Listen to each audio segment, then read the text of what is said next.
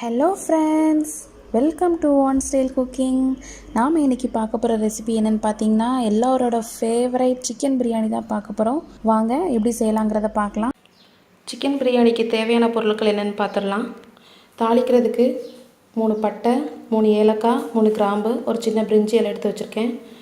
அப்புறமா 1 ஸ்பூன் சோம்பு, 3 பச்சை மிளகாய், 2 ஸ்பூன் மிளகாய்த்தூள், 1.5 ஸ்பூன் கரம் மசாலா தூள், 2 ஸ்பூன் தனியாத்தூள், கொத்தமல்லி தூள், 2 மீடியம் சைஸ் வெங்காயத்தை நீல வாக்கில் கட் பண்ணி வச்சுருக்கேன், 3 தக்காளி, தேவையான அளவு இஞ்சி பூண்டு பேஸ்ட்டு, நெய், தேங்காய் எண்ணெய் எடுத்து வச்சுருக்கேன். தேங்காய் எண்ணெய் யூஸ் பண்ணிங்கன்னா ரொம்ப டேஸ்ட்டாக இருக்கும், ஃப்ளேவராகவும் இருக்கும். அப்புறம் உப்பு. இது வந்து நான் ஆஃப் கேஜி பாஸ்மதி ரைஸை வாஷ் பண்ணி ஊற வச்சுருக்கேன். அப்புறம் ஆஃப் கேஜி பாஸ்மதி ரைஸ்க்கு ஒரு 600 கிராம் சிக்கனை வந்து இந்த மாதிரி உப்பு, மஞ்சள், தயிர் சேர்த்து இந்த மாதிரி ஊற வச்சுக்கோங்க. அப்புறம் புதினா, கொத்தமல்லி, இதான் ரொம்ப முக்கியமானது. புதினா, கொத்தமல்லியை நல்லா கட் பண்ணி போட்டிங்கன்னா நல்லா அந்த ஃப்ளேவர் வந்து உள்ள பிரியாணிக்குள்ள நல்லா இறங்கும். வாங்க இப்போ இதை எப்படி செய்யலாங்கிறத பார்க்கலாம். கடாய் சூடாகிடுச்சு. சூடானதும் தேவையான அளவு தேங்காய் எண்ணெய் சேர்த்துக்கலாம். அப்புறம் ஒரு 3 ஸ்பூன் நெய் சேர்த்துக்கோங்க. இப்போ நான் ஒரு 1.5 ஸ்பூன் சேர்க்குறேன். தாளிக்கிறதுக்கு எடுத்து வச்சுருக்க பட்டை, ஏலக்காய் எல்லாத்தையும் போட்டுடலாம். சோம்பு, பச்சை மிளகாய், வெங்காயம் எல்லாம் சேர்த்து நல்லா கோல்டன் ப்ரௌன் கலரில் வரணும். அது வரைக்கும் நல்லா வதக்குங்க. இந்தளவுக்கு கோல்டன் ப்ரௌன் கலரில் வரணும். பிரியாணிலே பார்த்திங்கன்னா நம்ம வதக்குறதுல தான் இருக்குது. நம்ம வதக்க ரொம்ப டேஸ்ட்டாக இருக்கும். ஸோ இந்த ஸ்டேஜில் என்ன பண்ணணும்னா, நீங்கள் எடுத்து வச்சுருக்க புதினா, கொத்தமல்லியை சேர்த்துருங்க. அந்த புதினா, கொத்தமல்லி வந்து நல்லா வதங்கணும். அதாவது நீங்கள் பிரியாணி சாப்பிடும்போது க்ரீன் கலரில் இருக்கக்கூடாது. அந்த புதினா வந்து இந்த பிளாக் கலரில் சேஞ்ச் ஆகணும். இந்த ஸ்டேஜ்லேயே நல்லா வதக்கிடுங்க. ஸோ அப்போ பார்த்திங்கன்னா உங்களுக்கு டேஸ்ட் ரொம்ப நல்லாயிருக்கும். அந்த பச்சை வாசனையே தெரியாது.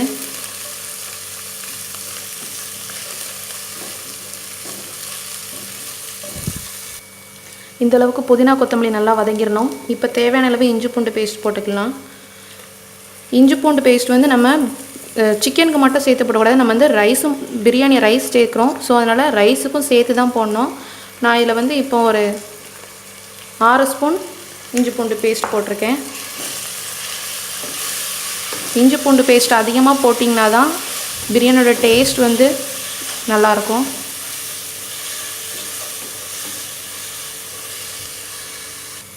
இப்போ பார்த்திங்கன்னா இஞ்சி பூண்டு பேஸ்ட்டோட பச்சை வாசனை எல்லாம் போயிடுச்சு. ஸோ இந்த ஸ்டேஜில் நம்ம எடுத்து வச்சுருக்க தக்காளி சேர்த்துக்கலாம். தக்காளி வந்து நல்லா வதங்கணும்.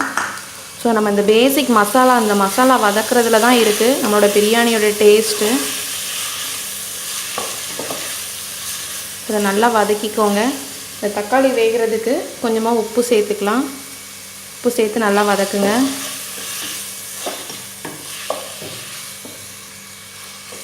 இப்போ அந்த தக்காளி வேகிற வரைக்கும் நம்ம ஒரு மூடி போட்டு வேக வச்சுக்கலாம்.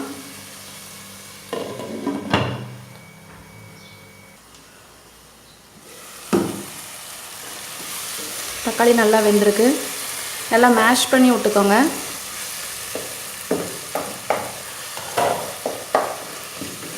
ஸோ இந்த ஸ்டேஜில் நமக்கு தேவையான மசாலாவை சேர்த்துக்கலாம். 2 ஸ்பூன் மிளகாய்த்தூள். காரம் உங்களுக்கு காரத்துக்கு ஏற்றால சேர்த்துக்கோங்க. ஃபைனலாக வேணால் நம்ம டேஸ்ட் பண்ணி செக் பண்ணி பார்த்துக்கலாம். கரம் மசாலா தூள், மல்லித்தூள்,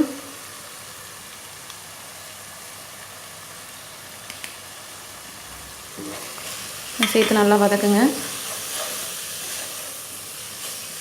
நல்லா அந்த பச்சை வாசனை, மசாலாவோட பச்சை வாசனை போகிற வரைக்கும் நல்லா வேகட்டும். நம்ம மஞ்சள் தூள் வந்து ஆல்ரெடி சிக்கனில் போட்டு ஊற வச்சுருக்கோம். ஸோ அதனால் அதை ஆட் பண்ண வேண்டாம். மசாலா வந்து எந்த அளவுக்கு கம்மியாக சேர்க்குறோமோ அந்தளவுக்கு பிரியாணி டேஸ்ட் நல்லாயிருக்கும். ரொம்ப அதிகமாக சேர்த்தாலும் நல்லா இருக்காது, கம்மியாகவும் இருக்கக்கூடாது, கரெக்டான அளவுக்கு சேர்க்கணும். இப்போது நம்ம எடுத்து வச்சுருக்க சிக்கனை இதில் சேர்த்துக்கலாம். சேர்த்து இந்த மசாலாவோடு சேர்த்து சிக்கன் வந்து கொஞ்சம் வேகணும்.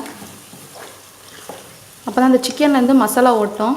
இல்லை தண்ணியோடு சேர்த்து அந்த அரிசியோடு சேர்த்து போட்டிங்க அப்படின்னா அந்த அந்த மசாலா எதுவுமே வந்து சிக்கனில் இறங்காது. ஸோ இதை ஒரு நிமிஷம் மூடி போட்டு வேக விடலாம். அந்த சிக்கனில் உள்ள தண்ணியெல்லாம் வந்து அது கூட மசாலாவோட சேர்ந்து வேகட்டும்.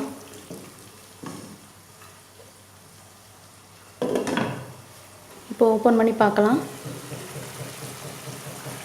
பார்த்திங்கன்னா அந்த சிக்கன்லேருந்து வந்த தண்ணி எல்லாம் சேர்ந்து வெளியே வந்திருக்கு.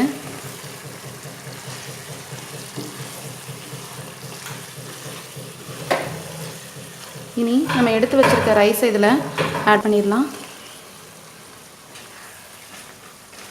ரைஸ் ஆட் பண்ணி நல்லா கிளறி விடுங்க.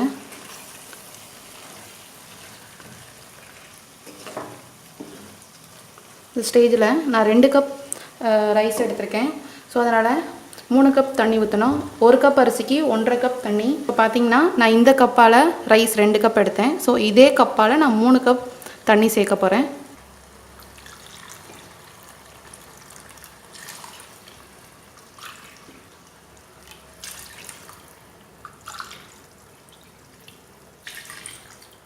இந்த ஸ்டேஜில் தான் நம்ம வந்து உப்பு காரம் எல்லாமே டெஸ்ட் பண்ணி பார்க்க வேண்டிய ஸ்டேஜு.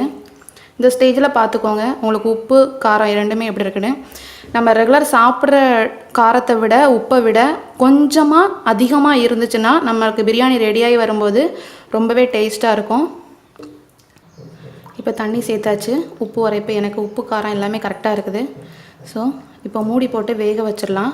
இந்த ஸ்டேஜில் பாருங்கள் ரைஸில் உள்ள தண்ணியெல்லாம் வற்றி இந்த பபுள்ஸ் வர ஆரம்பிச்சிருக்கு. இந்த ரைஸ்லாம் மேலே தெரிஞ்சிருக்கு பாருங்கள். தண்ணி வந்து கம்மியாக தான் இருக்குது. இப்போ வந்து நம்ம கரெக்டாக தம் போடுற ஸ்டேஜு. ஸோ இப்போ ஒரு தோசைக்கல்லை வச்சு அடுப்பை எந்த அளவுக்கு சிம் பண்ண முடியுமோ அந்தளவுக்கு சிம் பண்ணிடுங்க. அதாவது அடுப்பை நெக்ஸ்ட்டு ஸ்டேஜ் வந்து அடுப்பை ஆஃப் ஆகிற ஸ்டேஜ் அந்தளவுக்கு வந்து சிம் பண்ணிவிட்டு மறுபடியும் இந்த பாத்திரத்தை வச்சுருங்க. இந்த மூடி கேப் வழியாக வந்து உங்களுக்கு வந்து ஏர் வந்து வெளியே வரக்கூடாது. அந்தளவுக்கு டைட்டாக க்ளோஸ் பண்ணியிருக்கணும். அந்த மாதிரி பாத்திரம் யூஸ் பண்ணிக்கணும். அப்புறம் நீங்கள் ஒரு ஈக்குவலான இப்போ இந்த மூடி வந்து எனக்கு பார்த்திங்கன்னா மேலே வேறு எந்த வெயிட்டும் வைக்க முடியாது. ஒரு சமமாக உள்ள மூடியாக இருந்துச்சுன்னா அது மேலே ஒரு ஹாட் வாட்டர் வச்ச ஒரு பாத்திரத்தை ஒரு வேறு ஏதாவது பாத்திரம் கனமான பாத்திரத்தை வச்சிட்டிங்கன்னா அந்த ஹீட் வந்து வெளியே வராமல் இருக்கும். ஸோ இப்படி வச்சு ஒரு கரெக்டாக ஒரு 10 மினிட்ஸ் வச்சிங்கன்னா போதும். உங்களோட பிரியாணி சூப்பராக ரெடி ஆயிரும். 10 மினிட்ஸ் கழித்து பார்க்கலாம். 10 மினிட்ஸ் ஆகிடுச்சு. வாங்க ஓப்பன் பண்ணி பார்க்கலாம். நம்மளோட பிரியாணி நல்லா ரெடி ஆகிடுச்சு. வாங்க இப்போ எப்படி பரிமாறலாங்கிறத பார்க்கலாம். நம்மளோட சூப்பரான சுவையான பிரியாணி ரெடி ஆகிடுச்சு. சாப்பிட்டு பாருங்கள். சாப்பிட்டு பார்த்துட்டு சேனலை லைக் பண்ணுங்கள், ஷேர் பண்ணுங்கள், சப்ஸ்கிரைப் பண்ணுங்கள். தேங்க்யூ.